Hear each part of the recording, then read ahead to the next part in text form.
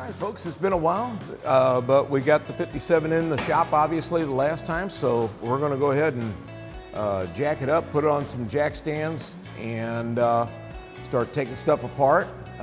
One thing I did do since the last you saw was took a little bit of steel wool and shined up some of the chrome, and it looked pretty good. So looks like we might be able to detail some stuff out on this thing and make it look halfway decent.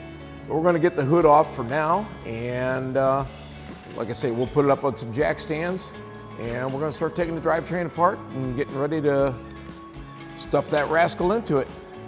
All right, put it in fast mode, and we'll see you on the other side. So first things first, we're trying to get the hood off, and it's a little bit tricky, even for just two of us, but I'll tell you, I could not have done any of this if Dan hadn't been along, so it was very helpful to have that second set of hands along on a project.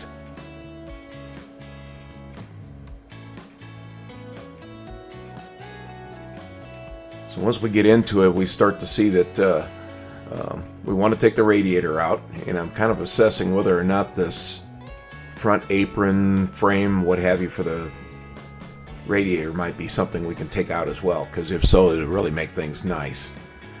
But over on the side where I'm working right now, there's a battery holder, and it's kind of in rough shape. Obviously, when you have a battery in metal, it usually corrodes everything around it, so I'm working on trying to get it out as well.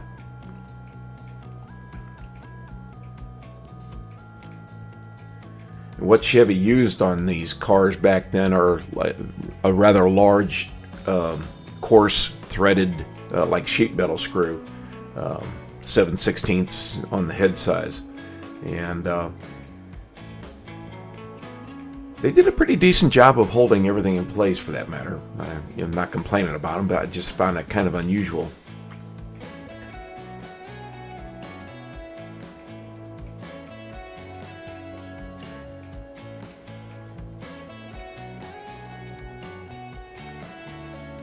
It was awful hot in there, so I went over in the addition and got a fan and brought it in.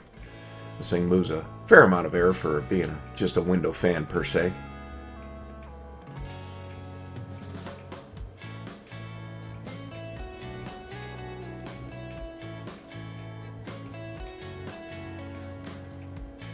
So we're trying to locate all the bolts involved with this battery holder, and I had to get a pair of channel locks, vice grips to hold it, so Dan could actually unbolt it from within the fender well.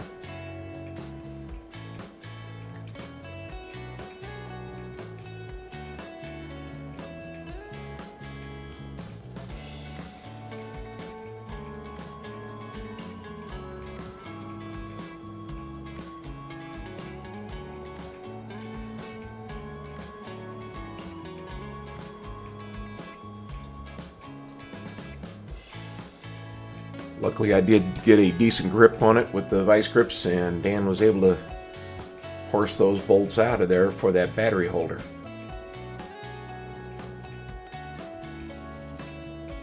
There it is.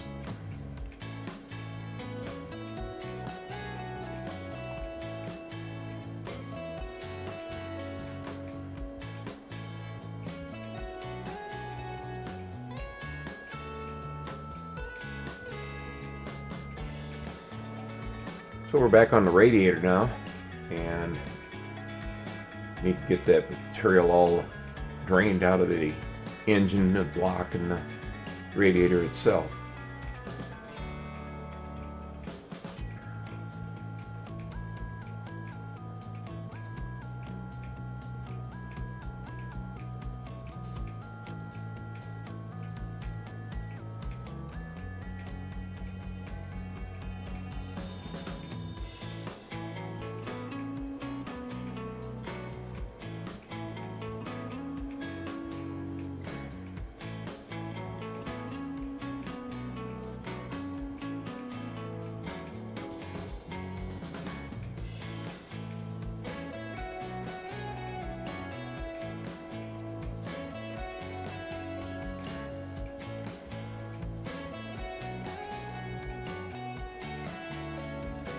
Yay.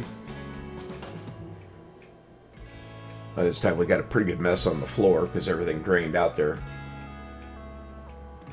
Well, I noticed there was a lot of material in the top side going into by the thermostat. A whole bunch of, I don't know, looked like calcium or something, but it was definitely going to impede flow. So we'll make sure we get everything nice and cleaned out when we put the new motor in, and reuse the hoses and the radiator from the previous configuration here. Now we're just looking around trying to make an assessment as to where are the bolts and how is this frame actually bolted into this 57. There were actually a couple of bolts that were down on the main frame, which I guess were the main bolts for the front clip in the middle of things. They were held in place with some tabs on the top of the bolt heads on in the motor compartment. But again, all of the rest of the screws on the sides, through the fender wells and what have you, were all these rather large sheet metal screws that were kind of holding this bracket frame all in place there for the radiator.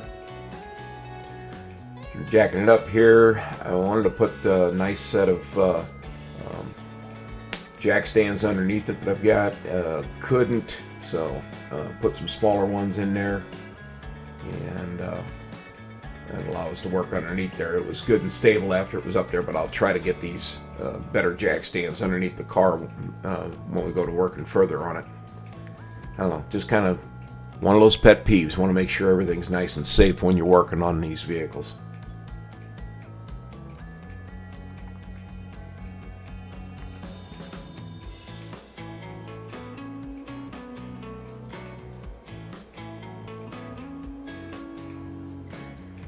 Wanted to be able to take the front wheels off in order to be able to better access the area from the fender wells for these bolts that we were trying to remove for this radiator bracket.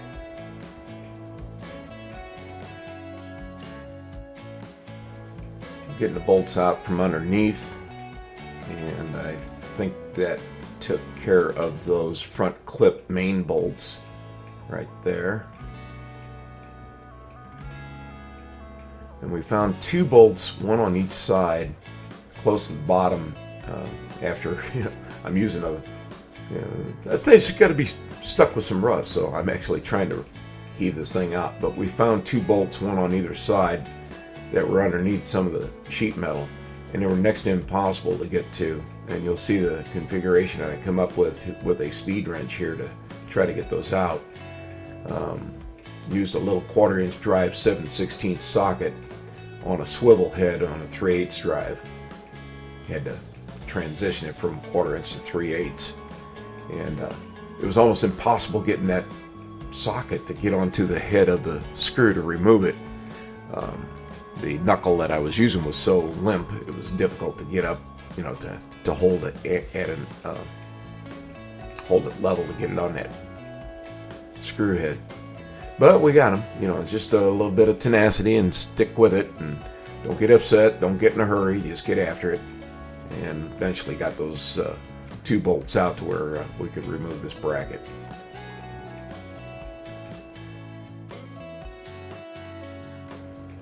And I think now I've got that speed wrench configuration I was talking about. I was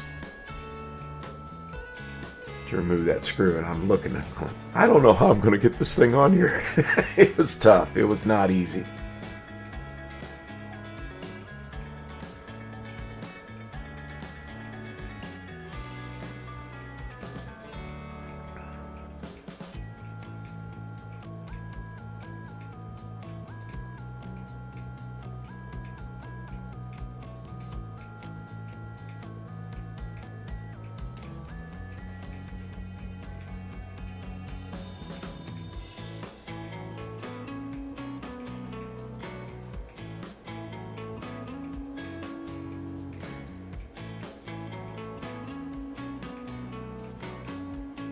I got the driver's side done now. I'm sorry, the passenger side done. Now I'm going over to the driver's side to see if I can get that bolt out.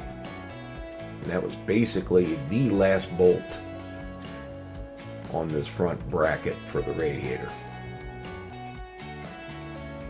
But the length of time at 10 times the speed here gives you an idea as to how difficult that bolt was to get to. Again, just tenacity and patience really pays off. Just the last couple of bolts to take this voltage regulator off. That's bolted onto that frame. At this point it was about 8:30 in the evening, so we decided to clean up, put our tools away, and I'll come in here and do a wrap up for the video for the evening. All right, so we got the radiator out as well as the apron for the frame for the radiator.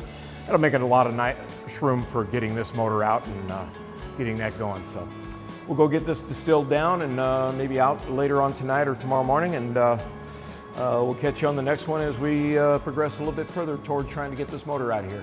Thanks again, folks. We'll see you next time. See you.